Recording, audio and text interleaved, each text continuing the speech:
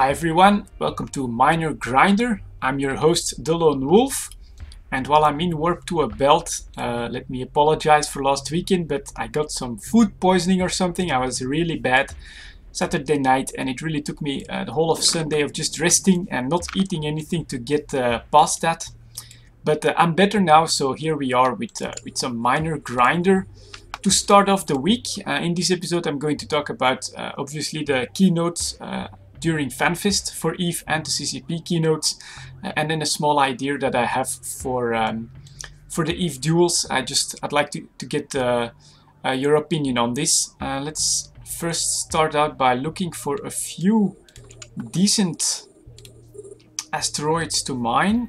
And that's actually not so great, but alright, they're just pretty small by your class asteroid for now.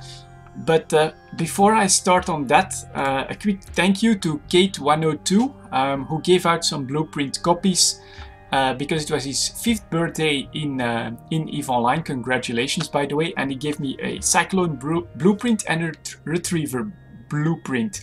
So that's pretty awesome. I'm sure this will come in handy, and I'll make sure to make those ships for some nice monies, some nice ISK. So that's a great gift. Anyways, we're here for some talk about FanFest and most noticeably the EVE keynotes and the CCP keynotes. So let's start with the EVE Online keynote. Basically some information on what EVE Online Odyssey is going to entail.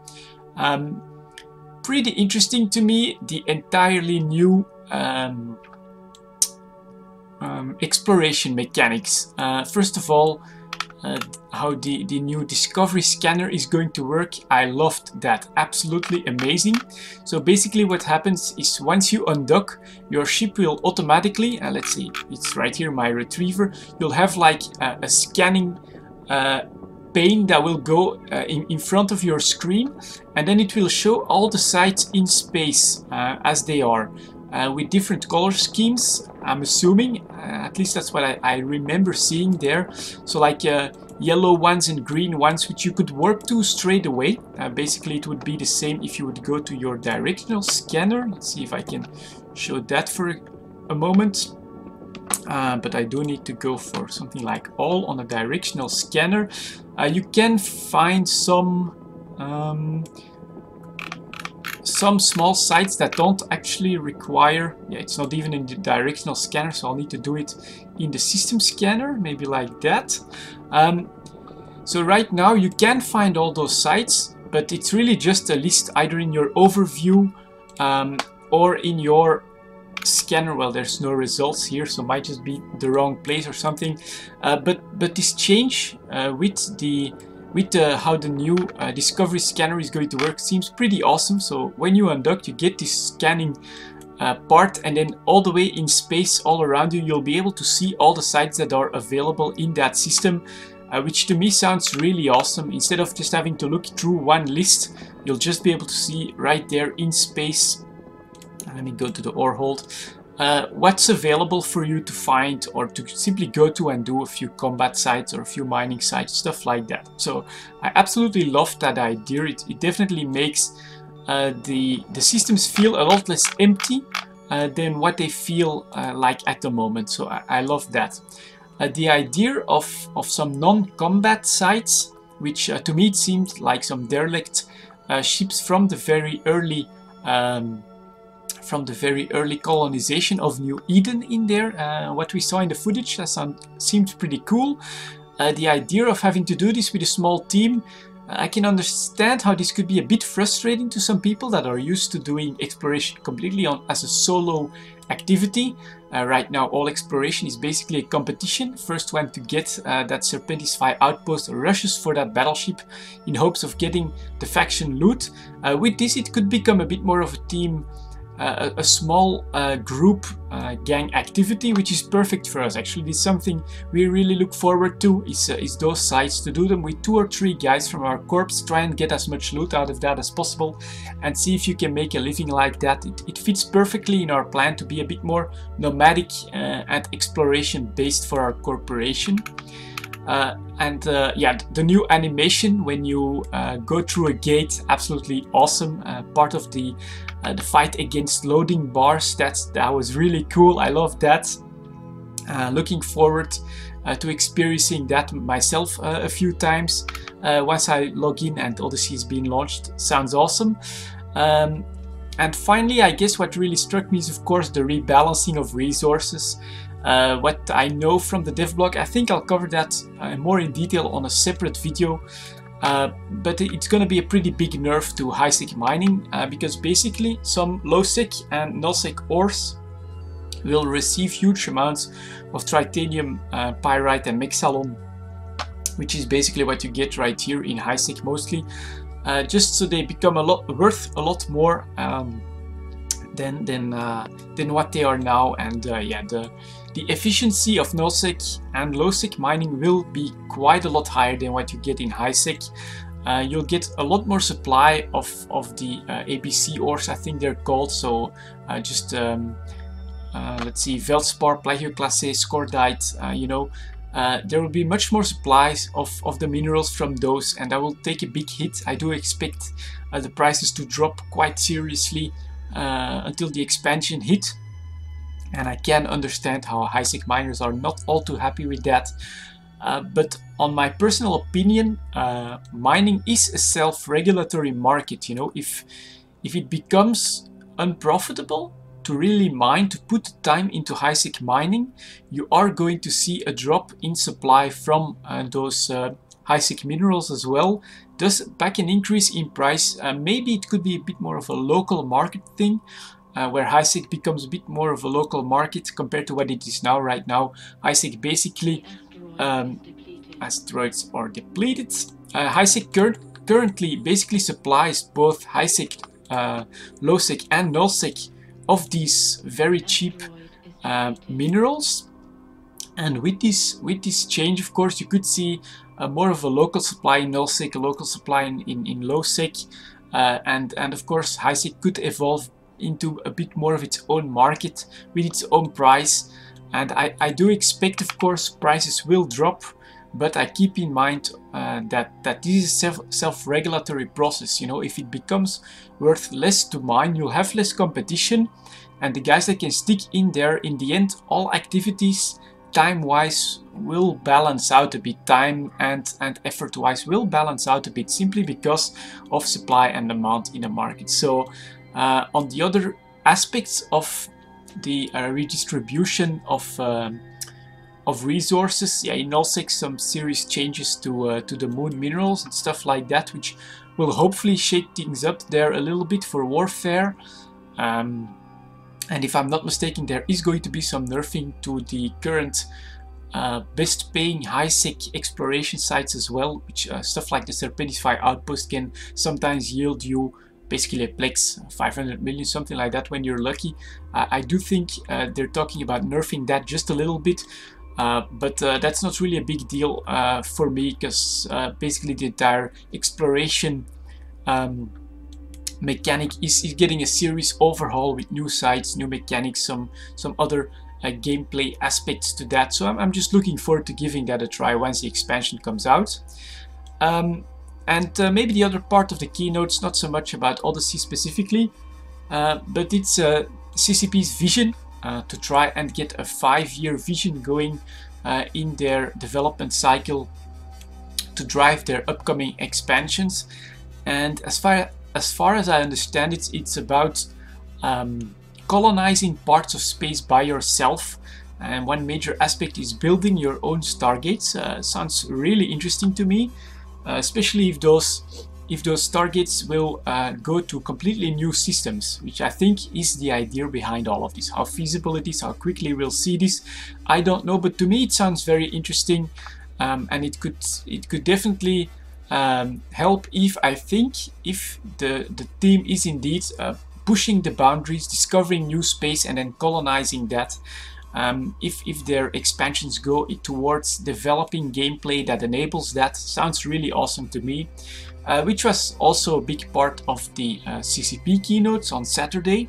So basically this vision aspect of it was what what was the EVE Online part of the CCP keynotes, but of course there was a lot more than that. I have to say my general vibe on the CCP keynotes is CCP is a company. You can't forget that, and CCP needs to and wants to make some money. So we'll have a collector's edition, which I'll probably end up purchasing. I do want that Rifter, looks really cool. With some in-game perks. I'd say mostly in Dust. Actually, I was a bit surprised how many Dust perks there were in there, and some specially skinned Eve ships. Nothing too dramatic. Pretty hefty in price. Jesus, I need to blow my nose for a second. Sorry about that. Yeah, for the Europeans, 150 euros is $150. Yeah, I understand how you can feel a bit ripped off. But yeah, with the CD of the Symphony with EVE Online music and everything you get, I think I'll end up buying it. Second part, I'd say, for the company aspect of it, CCP is betting quite strongly on mobile, which I think I have to agree with them. If I look personally at the development of tablets and smartphones, how these are becoming more and more performant and how they sell by the millions, overtaking the PC market, I can understand this strategy. We will have to wait and see on what exactly they'll develop for the mobile market, but I can definitely understand CCP wanting to try and make something happen there. Because it's just such a big market that's, in my opinion, also only going to increase. I'm not sure if we'll ever end up playing EVE Online on a tablet. I think it might be pretty interesting, but I think it's an understandable move that they want to develop for that. Another part was the Oculus Rift experiment with the weird 3D glasses. That was actually pretty funny, but a very interesting experiment once again. Basically, where you're a fighter or a bomber in a carrier flying around in an asteroid belt, trying to shoot down other fighters. It looked really exciting. It had a lot of rave reviews. At that point, I do have to admit, I hope CCP doesn't once again start too many things at the same time. That's maybe my only worry a bit when I saw the Oculus Rift video. You know, it's really far out there. And with mobile, with Dust 514, the expansions, the vision for EVE Online, is this going to be a bit too much once again? I don't know. I hope not. I hope not. I think it looks really cool and promising, but it does sound like a lot of work and a pretty big gamble, to be honest. But it looks pretty cool, and people really did enjoy to play it. So let's hope something comes of that. And then finally, I'd say the one that surprised me the most is that CCP is working and trying to get an HBO series going about EVE Online, and that mostly about all the stories driven and made by the players. That's just such an incredible concept. If they manage to do that, that would be incredible. I would buy that series right away. I don't want to see them right as they come out. That was really incredible news. Yeah, admittedly, that was probably supposed to be the big bombshell for the CCP keynotes. A bit underwhelming, considering I think I was expecting an EVE Online bombshell, you know, something like, I don't know, yeah, I have no idea, but something more EVE related than an HBO series, and the Oculus Rift thing, the mobile aspects of it. The EVE Online part of the CCP keynotes did seem to be quite low-key, whereas the Dust 514 guys got quite a lot of information on all the new weapons, armors and vehicles that were coming out, and their plans for developing and increasing the map size and all the game modes and all of that. On that aspect, the EVE Online part of the CCP keynotes was more just about the vision, how they want to work with a 5-year vision, a 3-year plan, and then iteration on to expansions every year. It sounded interesting, but it was a bit low on new stuff and on bombshells. But yeah, an HBO series that would, I think, make up for all of that for everyone. So bring it on, guys. And yeah, I guess that's pretty much it for the FanFest keynotes. I saw some of the other videos as well, like the economic lecture, the MoMA part. I'm a bit disappointed we didn't get to see the whole MoMA video, but I guess there's like exclusivity rights in there. Hopefully we'll get to see it at some point, because it looked really promising, the small tidbits we did get from there. And yeah, on the EVE Online keynotes, I'm totally looking forward to doing exploration once Odyssey comes out, you know, either in wormholes, but also in low-sec, and maybe even in null-sec. One aspect of that that really attracts us, me and my brother, is that they're going to try and also make it a small group activity, which to us sounds really cool, you know. You wouldn't just go out on your own in low-sec, at least we wouldn't, just to do a bit of exploration, you know. If you're part of faction warfare or pirate, sure, that's a bit normal. But if you can be there with 4 or 5 guys and it wouldn't negatively impact your revenue, excuse me, from exploration, I think that sounds really cool and promising. And so yeah, whether it's in wormholes, low-sec, high-sec, all that new exploration is really what we're looking forward to most in EVE Online Odyssey. And then for the CCP keynotes, just to close off, yeah, I got the reminder basically that CCP is a company. It's there to make money, and at the same time they're an awesome company as well, that make, in my opinion, the most awesome game in the world at the moment. But yeah, it was quite heavy on, we're gonna try this, we're gonna try that, and a bit maybe low on EVE Online bombshells for my personal taste, but it's completely understandable, and I enjoyed FanFest as a whole quite a lot. Looking forward to the Gnosis as well, awesome battle cruiser. Might want to buy an extra one just so I can use that for some exploration. But yeah, overall really awesome fun watching FanFest, very interesting. The trailer, which you're probably seeing some screenshots from at the moment on the side there, was mind-blowing. In my opinion, also again one of the best trailers. It had some flair from the old trailers as well. I really loved that. I've already watched it at least 10 times. Really awesome stuff. And yeah, that's basically my impressions and my wrap-up of FanFest. I had a really great time watching it. To finish off then, I guess, the EVE duels idea I had, it came about from the duel I had in my Tristan against my brother. So it was a really close match. I mean, we were both in structure, it could have gone either way. And amazingly enough, I was in a fully fitted Tristan with rigs and everything, pretty expensive for a Tech 1 fitted frigate. And my brother had his frigate, no rigs, Meta 1 missile launchers.